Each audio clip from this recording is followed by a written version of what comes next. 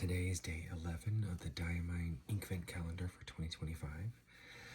So, spoiler alert, we are going to open it up and we're going to swatch it. So if you don't want to see what this ink looks like, turn away. Here we go.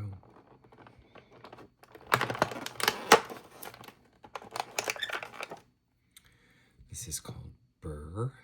Looks to be a blue ink and it's got pigment shimmer. I'm not even entirely sure what that means.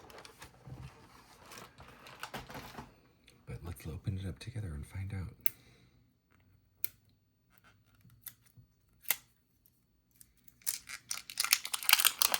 It may have been the easiest one to open yet. I wish they were all that easy.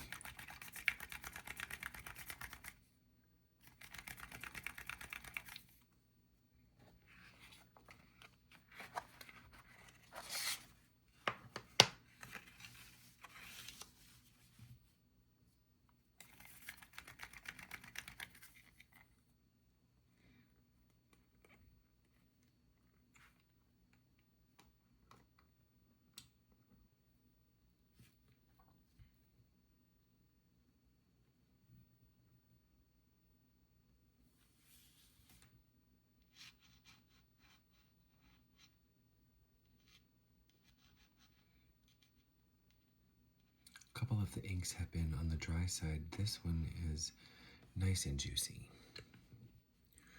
Let's put a little bit more down here on the bottom since that's such a pleasure to use.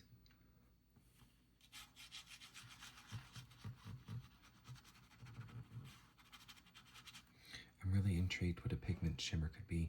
I'm assuming that it is not just your regular silver gold kind of shimmer, but maybe a colored shimmer. It seems to be a blue one, if I'm picking that up. I don't know, we'll see as it develops.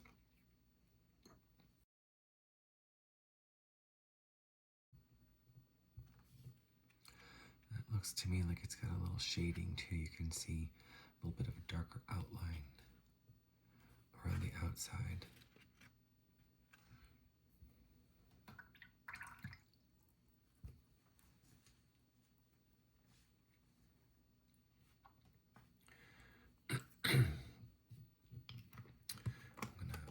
This up just a little bit more because I want to drop some more ink and I also want to drop some water on this. So let's make sure that there's plenty of shimmer involved.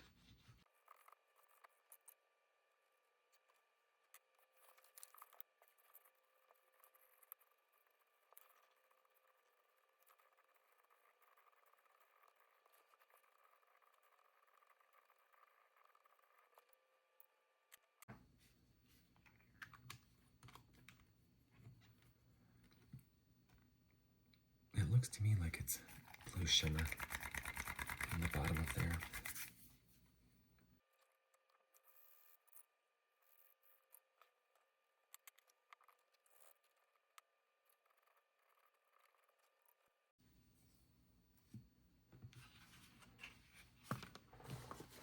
And finally, let's test it on the 2025 Hobonichi Tomoe river paper.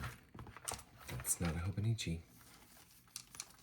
I have too many pointers.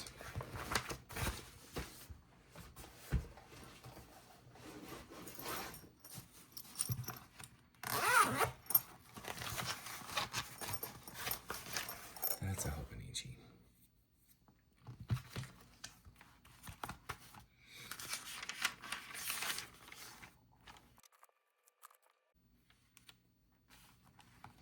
Really clings to the dip nib.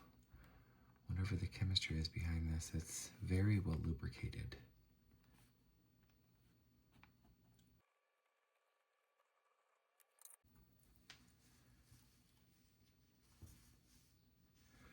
It does wipe away fully, so that's nice. Sometimes pigmented inks don't like to leave dip nib pen nibs. Alright, so let's take a look and see what we've got. interesting. The water still has not soaked in. It's just kind of sitting on the surface there. And that didn't really do anything to it. How interesting. I wonder if pigmented means permanent. I have to do some research. I don't know if you're picking this up, but there is a lot of blue shimmer in there, and it looks like there might even be some sheen. Maybe some very dark blue sheen.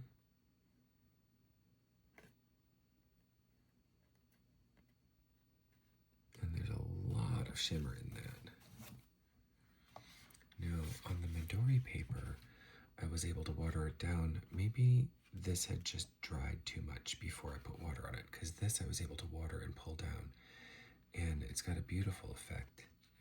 There is a gorgeous sheen on that, and it really does look like there's a dark blue sheen over there too.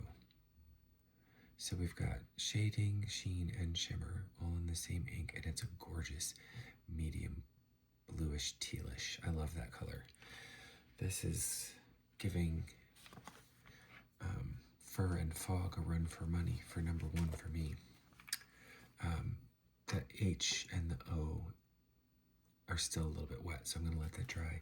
And this is still a little wet in the Hobonichi. So let's just carefully take a look at the back side of this.